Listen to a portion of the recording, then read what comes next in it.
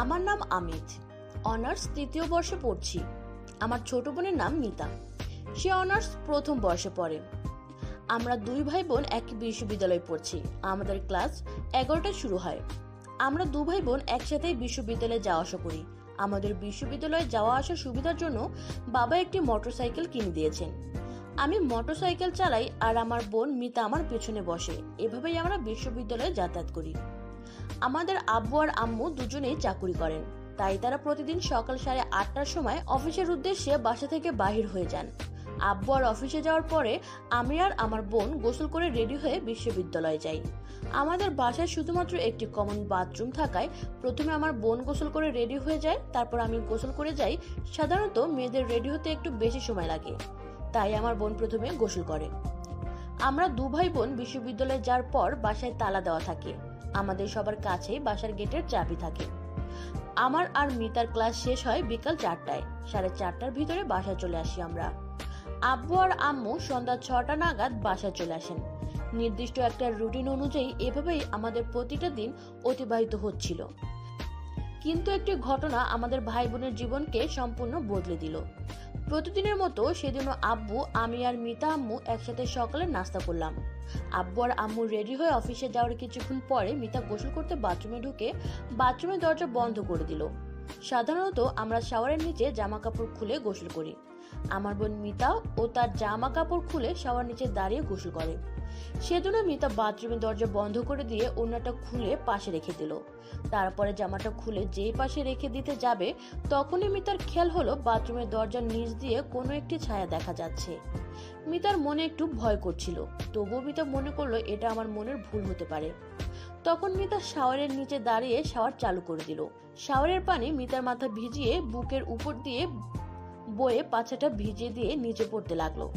সম্পূর্ণ শরীর ভালো করে ভিজিয়ে নিয়ে মিতা শাওয়ারটা বন্ধ করে দিয়ে সাবান হাতে নিল। সাবানটা লাগানোর সময় মিতা আবার লক্ষ্য করলো বাথরুমের দরজার নিচ দিয়ে একটি ছায়া নড়াচড়া করছে। মিতার মনে হতে লাগলো কেউ হয়তো বাথরুমের দরজার ফুটো দিয়ে তার গোসল করা দেখছে। মিতা ভাবছে, কিন্তু এই সময় তো আমি আর ভাইয়া ছাড়া কেউ বাসায় নেই, তাহলে কি দরজার ফুটো দিয়ে ভাইয়া আমার গোসল করা দেখছে? আমার কথা মনে হতেই মিতা লজ্জায় ঘুরে দাঁড়ালো। তখনই মিতার মনে হলো এতক্ষণ ভাইয়া সামনে থেকে আমাকে দেখতে পাচ্ছিল, কিন্তু চালাকি করে ঘুরে দাঁড়ানোর ফলে ভাইয়া এখন আমার সম্পূর্ণ পিছনটাও দেখতে পাচ্ছে। এটা ভেবে মিতার ভীষণ লজ্জা লাগতে লাগলো। পরক্ষণেই মিতার মনে হলো হয়তো ভাইয়া প্রতিদিনই দরজার ফুটো দিয়ে আমার গোসল করা দেখে, আগে কোনোদিন মিতা লক্ষ্য করেনি। মিতা ভাবলো যদি এমনটাই হয় তাহলে ভাইয়া আমার শরীরের কোনো জায়গা দেখতে বাকি রেখেছে বলে তো মনে হয় না। যদি ভাইয়া আমার সম্পূর্ণ শরীর দেখেই থাকে তাহলে এখন আর লজ্জা করে কি হবে? মিতা আরো ভাবতে লাগলো, কিন্তু আমার তো ভুলও হতে পারে, দরজার ওপাশে ভাইয়া নাও হতে পারে, মানে আমি হয়তো লাইটের আলো পড়ে কোনো একটা ছায়া দেখা যাচ্ছে। তাই মিতা এইসব বাজে চিন্তা বাদ দিয়ে শাওয়ার চালু করে গোসল শেষ করে জামা কাপড় পরে নিল। যখন মিতা ওড়নাটা নিয়ে তার বুকের উপরে দিচ্ছিল তখন সে দেখলো দরজার নিচ থেকে ছায়াটা সরে গেল। তখন আমার বোন মিতার সন্দেহটা গভীর হলো। গোসল শেষ করে মিতা তার রুমে এসে রেডি হতে লাগলো। ওদিকে আমি গোসল করে রেডি হয়ে কিছুটা সময় পরে বিশ্ববিদ্যালয়ে যাওয়ার জন্য মিতাকে ডাকতে লাগলাম। আমি আর মিতা বাসার দরজায় তালা দিয়ে বিশ্ববিদ্যালয়ের উদ্দেশ্যে রওনা দিলাম। সাধারণত প্রতিদিন মিতা মোটরসাইকেলে আমার পেছনে বসার সময় মিতা আর আমার মাঝখানের মধ্যে মিতার ব্যাগটা রেখে দেয়, কিন্তু সেদিন কি মনে করে মিতা ব্যাগটা তার পেছনে রেখে দিল, যার ফলে আমার পিঠ আর মিতার বুকের মাঝে শুধু 3-4 ইঞ্চি গ্যাপ ছাড়া আর কিছুই থাকলো না। মোটরসাইকেল চালানোর সময় আমি যখন ব্রেক মারছিলাম তখন মিতার বুক আমার পিঠের সাথে ঘষা খাচ্ছিল। সেদিন হয়তো আমার ভাই বোন একটা আলাদা জগতে হারিয়ে গেছিলাম। সেদিন বিশ্ববিদ্যালয় থেকে ফেরার সময় আমার মনে হচ্ছিল মিতা ইচ্ছে করেই বারবার মিতার বুক আমার পিঠের সাথে চেপে ধরছিল। সেদিনের অনুভূতি এত ভালো ছিল যেটা কোনো ভাষায় প্রকাশ করা যাবে না। পরের দিন সকাল থেকেই মিতা চিন্তা করতে লাগলো কিভাবে নিশ্চিত হওয়া যায় বাথরুমের দরজার ফুটো দিয়ে আমি মিতার গোসল করা দেখি কিনা। অনেক চিন্তা করে একটা বুদ্ধি বাহির করলো মিতা। আব্বু আর আম্মু অফিসে চলে যাওয়ার পরে মিতা তার মোবাইল ক্যামেরাতে ভিডিও রেকর্ডিং চালু করে বাথরুমের বাইরে এমন জায়গায় রেখে দিল যেখান থেকে বাথরুমের দরজার বাইরে ফুটো দিয়ে কেউ মিতার গোসল করা দেখতে আসলে সেটা ক্যামেরাতে রেকর্ডিং হয়ে থাকবে। ক্যামেরা জায়গা মতো রেখে দিল মিতা, তারপরে গোসল করতে গেল। বাথরুমে ঢুকে দরজা বন্ধ করে দিল। মিতা তার জামা কাপড় খুলে দরজার দিকে তাকিয়ে দেখলো আবারও একটা ছায়া দেখা যাচ্ছে। মিতা গোসল শেষ করে বাথরুম থেকে বাইর হয়ে মোবাইলটা নিয়ে তার রুমে চলে গেল।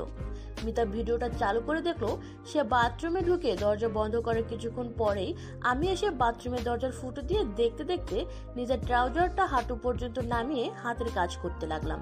আর এটা দেখে মিতার অনেক লোভ হলো। কাজ শেষে আমি তাড়াহুড়ো করে নিজের ট্রাউজারটা ঠিক করে বাথরুমের দরজার সামনে থেকে চলে গেলাম। এর একটু পরেই মিতা বাথরুম থেকে বাহির হয়ে আসলো। ভিডিওটা দেখে মিতা গরম হয়ে গেল। মিতা তখন আয়নাতে নিজের বুকটা দেখতে লাগলো। কিছুক্ষণ পর মাথায় একটা বুদ্ধি আসলো মিতার। মিতা তার মোবাইলের ভিডিও রেকর্ডিং চালু করে ভিডিও করতে লাগলো। তার মাথা থেকে কোমর পর্যন্ত দেখা যাচ্ছিল। ভিডিওতে মিতার বুক আর নাভিটা স্পষ্ট দেখা যাচ্ছে। আর মিতা বলল, আমি তোমার ছোট বোন, যদি আমাকে দেখতে তোমার ভালো লাগে তাহলে তুমি আমাকে সরাসরি দেখতে পারো ভাইয়া। চোরের মতো বাথরুমের দরজার ফুটো দিয়ে চুরি করে দেখার দরকার নেই। আই লাভ ইউ ভাইয়া। এইটুকু বলে একটা ফ্লাইং কিস দিয়ে ভিডিও রেকর্ডিং বন্ধ করে দিল মিতা। আমি আর মিতা বিশ্ববিদ্যালয়ে যাওয়ার জন্য রওনা দিলাম।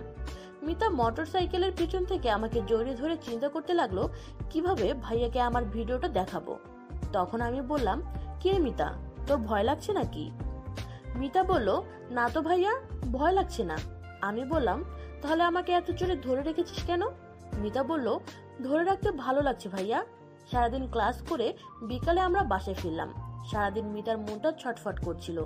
কিভাবে আমাকে তার ভিডিওটা দেখাবে সে বুঝতে পারছিল না। রাত 11টার দিকে মিতা বিছানায় শুয়ে ছটফট করতেছিল। তার কিছুতেই ঘুম আসছে না। মিতা তার ভিডিওটা চালু করে আবার একবার দেখে মনের মধ্যে অনেক সাহস নিয়ে আমার মোবাইলে মিতা ভিডিওটি পাঠিয়ে দিল। প্রায় 15 মিনিট হয়ে গেল, তবুও মিতার পাঠানো ভিডিওটা সিন হলো না। মিতা ভাবতে লাগলো, ভিডিওটা ভাইয়া দেখছে না কেন। মিতা বারবার দেখতে লাগলো। প্রায় 1 ঘন্টা পার হয়ে গেল, তবুও ভিডিওটা সিন হলো না। তাহলে কি ভাইয়া মানে আমি ঘুমিয়ে পড়েছি নাকি, তাই ভাবছে মিতা। রাত 1টা পার হয়ে গেল, তবুও কোনো রেসপন্স পেল না মিতা। মিতা নিরাশ হয়ে ঘুমিয়ে পড়ল। পরের দিন সাপ্তাহিক ছুটি থাকায় আব্বু আম্মু মিতা আমরা সবাই বাসাতেই ছিলাম। সবাই একসাথে সকালে নাস্তা করলাম। নাস্তা করার সময় মিতা আমার কোনো পরিবর্তন দেখতে পেল না। তার মানে আমি এখনো মিতার ভিডিওটা দেখিনি। সকাল 10টার দিকে মিতা তার রুমে বসেছিল। হঠাৎ মিতার মোবাইলে মেসেজ আসলো। মিতা মোবাইলটা হাতে নিয়ে দেখলো আমি মিতাকে মেসেজ পাঠিয়েছি। মিতার পাঠানো ভিডিওটা আমি রিপ্লাই দিয়ে লিখেছি, মিতা এটা কি ধরনের পাগলামি। আমার মেসেজটা দেখে মিতার হার্টবিট বাড়তে লাগলো। আমি মিতার ভিডিওটা দেখছি। মিতা আমার মেসেজের রিপ্লাই দিয়ে সে ভিডিওটা পাঠিয়ে দিল, যেটাতে আমি বাথরুমের দরজার ফুটো দিয়ে মিতার গোসল করা দেখেছি। ভিডিওটা পাঠানোর সাথে সাথে আমি সিন করলাম। মিতা বুঝতে পারলো আমি ভিডিওতে দেখেছি। মিতা কিছুক্ষণ অপেক্ষা করলো, তখন কোনো রিপ্লাই দিলাম না। মিতা আমার রিপ্লাইয়ের জন্য অপেক্ষা করতে থাকলো। কিন্তু দুপুর পর্যন্ত আমি মিতাকে কোনো রিপ্লাই দিলাম না। শুধু ভাবতে লাগলাম আমাদের ভাই বোনের কাজ কিভাবে শুরু করা যায়। বন্ধুরা, আজ এই পর্যন্তই। পরের পর্বে আরো মজার গল্প হবে। কেমন লাগলো আজকের গল্প কমেন্টে জানাও।